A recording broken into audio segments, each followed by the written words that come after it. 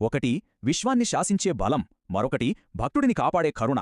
శివుని ఈ రెండు శక్తి రూపాల గురించి ఈరోజు తెలుసుకుందాం. అసలు నిజమైన శక్తి అంటే ఏంటి? అది విధ్వంసమా లేక రక్షణా? ఈ కథలకు ఇదే మూల ప్రశ్న. మొదటి కథలోకి వెళ్దాం. ఇది విశ్వం ప్రమాదంలో ఉన్నప్పుడు మొదలవుతుంది.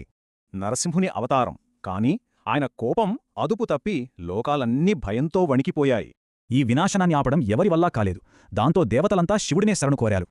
అప్పుడు శివుడు శరభుడిగా అవతరించాడు. అదొక అపార శక్తి స్వరూపం. ఆ శరభుని శక్తి ముందు నరసింహుని ఉగ్రరూపం శాంతించింది. లోకాలకు ముప్పు తప్పింది. ఇలా శివుడు తన విశ్వశక్తితో లోకాలను కాపాడి సమతుల్యతను నెలకొల్పాడు.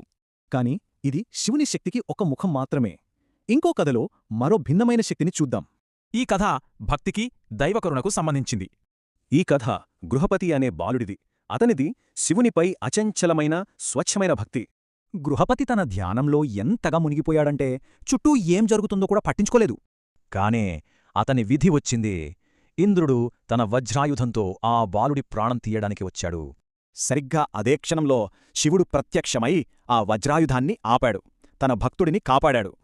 గృహపతి ప్రాణాలే కాదు, తన అచంచల భక్తికి ప్రతిఫలంగా దైవత్వాన్ని కూడా పొందాడు. చూసారుగా, శివుని శక్తికి రెండు ముఖాలు. ఒకటి విశ్వాన్ని శాసించేది, రెండోది భక్తుడిని కాపాడేది. అంటే ఈ కథల సారాంశమేంటంటే, నిజమైన బలం అహంకారంలో కాదు, భక్తిలోనే ఉంటుంది. అసలైన బలం ఎక్కడుంటుంది? ఆధిపత్యంలోనా లేక శరణాగతిలోనా? ఆలోచించాల్సిన విషయమే. శివరహస్యం గురించి సంపూర్ణంగా తెలుసుకోవాలంటే కింద ఉన్న వీడియోను అస్సలు మిస్ అవ్వకండి.